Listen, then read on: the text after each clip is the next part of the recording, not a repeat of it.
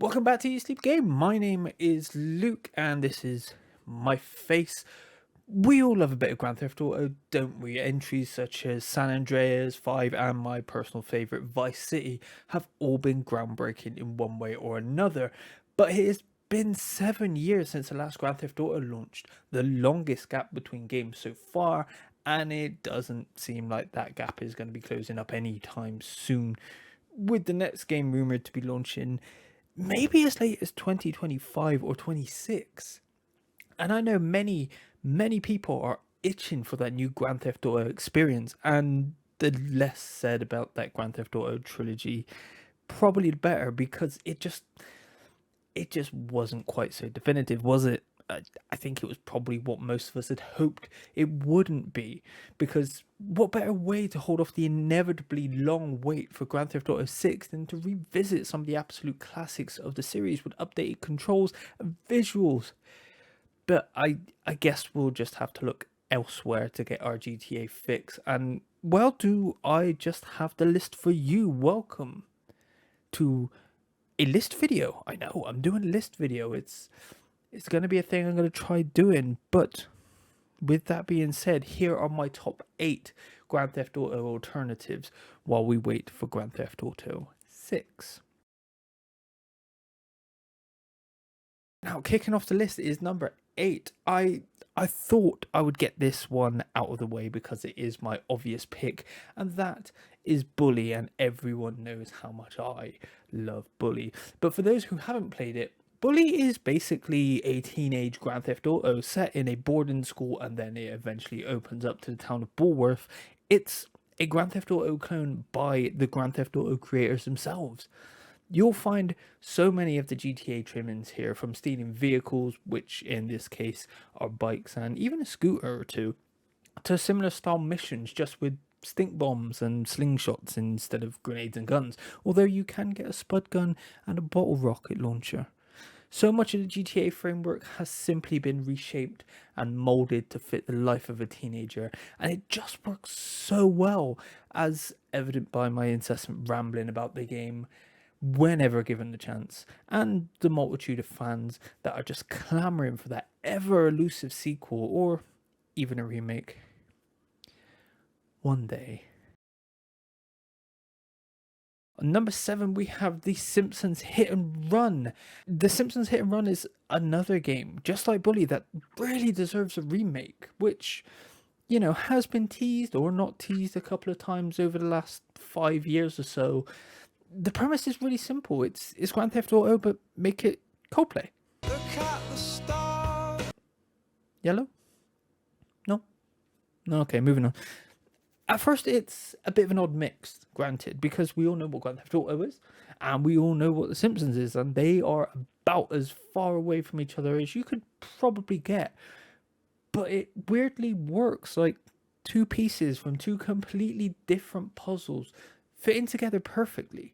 The charm and the writing of the absolute peak of The Simpsons, paired with the freedom and mission structure of Grand Theft Auto, they just lift and fit each other perfectly. And they did it again. They beat Grand Theft Auto to the multiple protagonist structure by an entire decade. These Simpsons, I swear they're time travelers. They seem to be able to predict everything, and this is just another one that they have predicted. At number 6, we have Mad Max, and at first, Mad Max is a bit of an odd one to draw comparisons to Grand Theft Auto, but when you stop and look at Mad Max, there are actually a number of similarities which the video game amplifies. The heavy use of vehicles was amped up with the customization options to make that one car feel as much of a character in the world as anyone else in that world, as well as being able to customize Max himself to fit your style, even being able to grow out a lovely beard. And the world itself, while mostly being a wasteland, is as much of a character as Vice City or San Andreas is to their respective games, while adding some awesome storm mechanics on top. The manic combat and enemies are more akin to the earlier Grand Theft Auto games, with some of the great Batman mechanics sprinkled on top, and the story is a variation of the rags to riches tale that we have seen many times in the Grand Theft Auto series, or I guess as close to riches as you can get in the post-apocalypse. I guess that's just cleaner rags. While the open world take on a much more traditional setup with vehicles, memories, and hood ornaments to find, it is GTA just set at the end of the world and with all the extra brutality that comes with that. And at number 5 is Saints Row. Now, these next two entries are for those who perhaps prefer the more light-hearted and silly side of the Grand Theft Auto games. And Saints Row is probably the epitome of that, taking everything that Grand Theft Auto does and turning up the silliness well past 11, actually. Be that with the ludicrous amounts of ragdoll physics, or simply beating someone to death with a giant purple dildo. And the game's only plant tongue further into cheek, almost ripping through by the time we get to Saints Row 4, after starting out with a much serious tone in the original two games. It's almost a weird amalgamation of Grand Theft Auto and Ratchet and Clank, with all of the incredibly silly weapons that the player can mess around with, be that the fabled dubstep gun, which I actually have back here somewhere, obviously a smaller version, not the actual dubstep gun. That would be sick though. That infamous shark gun is also a lot of fun to play around with, or simply turning people into red mist with the Apocalypse. But don't be fooled by the silliness, there is still a good amount of heart in the stories, especially when it comes down to your crew. And at number 4, we have Yakuza. Now, while nowhere near as serious as the Saints Row games, the Yakuza games find a great balance of wonderful storytelling and wackiness, from serious family drama to throwing a baby like you're going for a last second three-pointer, or screaming your lungs out at a karaoke bar. Now, Yakuza is a tricky one because, I mean, where do you start? Like, literally, do you go chronologically, starting at 1? Do you follow the timeline and start at 0? Perhaps you decide to start with the latest launch in Like a Dragon because it's not all that tied to the previous character's story, or maybe you even start with one of the Judgment spin-offs. Wherever you will start, you will find a good mix of gameplay with fighting mechanics akin to Virtua Fighter, except for Like a Dragon, which is turn-based, a city that is just teeming with character in a setting that doesn't get explored all that much outside of Japanese games. And while the writing isn't always great, it's overflowing with character and personality in a way that only a Japanese developed game possibly could. At number 3, we have Red Dead Redemption, and yes, we are once again back at Rockstar's door, because if you want a Grand Theft Auto alternative, why not go straight to the people that make Grand Theft Auto after all?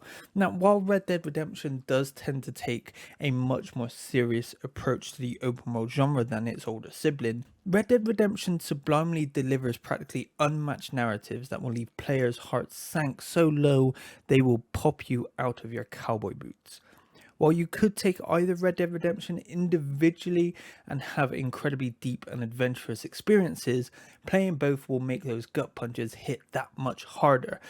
And I honestly still struggle to make my mind up as to which I prefer, 1 or 2, but honestly, it doesn't matter. They are both masterpieces, and I'd argue better, at least narratively, than any Grand Theft Auto ever was.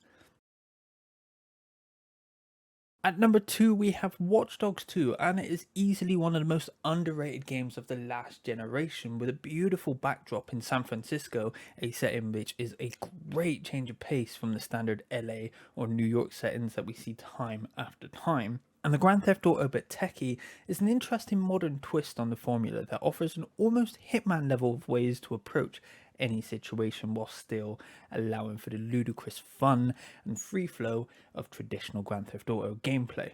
Above most else, Grand Theft Auto is renowned for some great characters, and Watch Dogs does a great job with its characters, from joining Marcus in his crusade to fight for the people and their privacy, his ragtag group of hacker friends, and it doesn't stop at the heroes. As with GTA, Watch Dogs 2 has some good, over the top, almost caricature of those evil corporate types we hear so much about, especially when it comes to not paying tax. Although I fear we may have seen the last of Watch Dogs, I highly recommend giving this one a bit of your time. And at number one, we have Sleeping Dogs. Now, I called Watch Dogs 2 one of the most underrated games of the last generation, and that has to go doubly for Sleeping Dogs, even if that's just because it was from the generation prior. Now, Sleeping Dogs and Grand Theft Auto actually have some history, as Sleeping Dogs is a not so spiritual successor to the true crime series, which shared a few jabs with Grand Theft Auto back in its day. Sleeping Dogs is GTA in all but name, but adds to the formula with some great Batman Arkham-esque martial arts combat, a fulfilling undercover cop story, and as with the previous entry, a great underutilized setting in Hong Kong, which is filled to the brim with activities from racing, fight clubbing, and even some karaoke. You know what? Sleeping Dogs is pretty much the perfect blend of Grand Theft Auto and Yakuza. And it's such a shame that we never got more games from Sleeping Dogs after the sequel got cancelled in 2013, with developer United Front shutting its doors in 2016. But Square Enix does still hold the license, so there remains a little glimmer of hope that it may be brought back one day. After all, 2022 does mark 10 years since the game's launched. Who knows? And that's the list. Thank you for watching. Let me know what you thought in the comments down below, and let me know which of those games you've tried out or which you are going to seek out while you still sit and wait for Grand Theft Auto 6. As always, remember to like and subscribe, and I will see you in the next video.